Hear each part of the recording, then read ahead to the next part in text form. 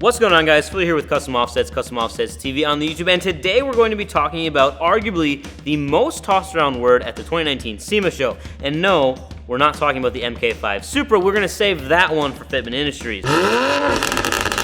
So today, we're talking long travel suspension systems, off-road bumpers, and of course, rooftop tents to find out what's the hype with overlanding.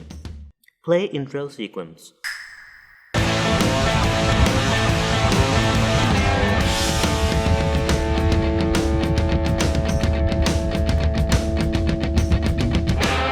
Here at Custom Offsets, we live and breathe custom trucks, but typically you're going to see us building these mall crawlers with massive wheels and skinny tires, and that's what tons of people know us and our website for. But what you might not know is that some of us still do enjoy a nice trip off the pavement. And with some of the new suspension companies that we've just added to the website, we're stoked to be able to help you guys not only on your show truck builds, but also on these off-road builds. So, jumping into it, what exactly is overlanding? Well, by definition, overlanding is a self-guided adventure to remote destinations where the journey itself is the primary goal. You can think of it like a road trip, but minus the road. While overlanding is still a relatively new buzzword, the idea of overlanding has been around for generations. The term itself seems to have originated in Australia and was often used to describe driving cattle long distances across the outback. While the overlanders of today may not be pushing cattle, there's no shortage of adventure. Around the 1950s, companies like Mercedes-Benz began producing off-road capable four-wheel drive SUV-type vehicles, enabling the average consumer to begin taking their adventures off of the pavement and into the backcountry. As the four-wheel drives gained popularity, companies like Jeep, Toyota, Land Rover, and Nissan also got on board by bringing to market these off-road capable vehicles. By the late 90s, you could easily buy an overland-worthy vehicle from just about any manufacturer on the market, but it wasn't until more recently that overlanding became the cool, hip, and new thing to do. While technically both involve driving off-road, it's important to note that overlanding and off-roading can be two very different things. While the off-road crews tend to spend their days climbing rocks, scaling near vertical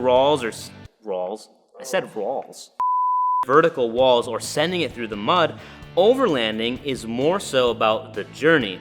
There's also different types of overlanders. Many primarily spend their time on the forestry trails or gravel roads, sightseeing and traveling from campsite to campsite while being completely self-sufficient, sometimes for weeks and even months at a time. All of the gear and supplies required for that excursion are going to be kept on board the vehicle, and what you carry in, you carry out. Some people get a bit more serious and try to reach the most remote areas for some of the best camping you can experience, and that involves a lot more than just driving down a gravel road, but we all start somewhere. While overlanding has been a relatively well-known topic, it wasn't until the mid to late 2010s that it really began to take off. People began building Tacomas, 4Runners, Titans, Jeeps, and even the occasional Ford Ranger for these backcountry adventures. Oftentimes, these builds would be outfitted with rooftop tents, cargo storage for all the tools you want, and a function-over-form wheel and tire setup.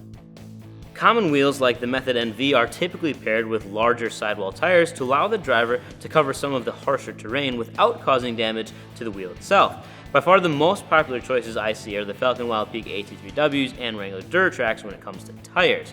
And then as far as suspension goes, for the serious guys, you'll never find a standard spacer lift. It is surprising though how capable a vehicle can be with some of the lift kits offered right on the site.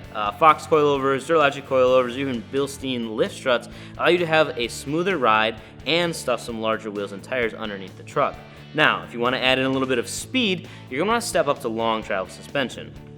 As the decade progressed, overlanding continued to increase in popularity as people began building these rigs. They also realized that, hey, these things look pretty neat, and we should probably show them off so other people can see how neat they are also. And that's, rightfully so. Beginning in 2016, overlanding began to show up at SEMA, and it made waves. Very rapidly, the overlanding craze swept the show truck scene, and by 2019, it even had its own exhibit at SEMA. Manufacturers all over the world were producing tents, cargo racks, bike carriers, and even whole travel trailers designed for the more rugged terrain that overlanding has to offer. Wheel brands that historically only offered show wheels began to offer more close-spoke design wheels that mimic the true off-road style wheels, and the thin sidewall tires were being replaced with a thicker sidewall, often in a mud terrain or hybrid tire configuration.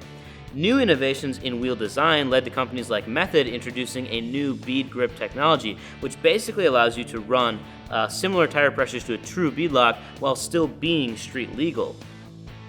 Overlanding is more than just driving around off the pavement. It's all about the journey, the places you go, the people you'll meet, and the obstacles that you'll conquer.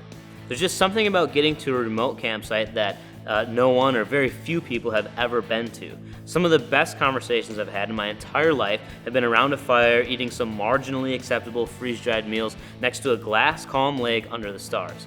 Even if you don't live in the Pacific Northwest, there's bound to be some awesome stuff to explore in your state. I mean, just a couple of hours away from us in Michigan, there's an abandoned rocket launch site that was used by NASA. There's miles and miles of Forest Service roads, amazing views of Lake Superior, and a campsite where you can park your rig inches from the lake, and even a cabin built just for people who can find it. It literally says on the door that if you're able to get to it, you're able to use it.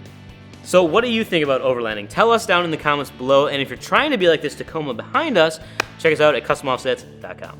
Peace.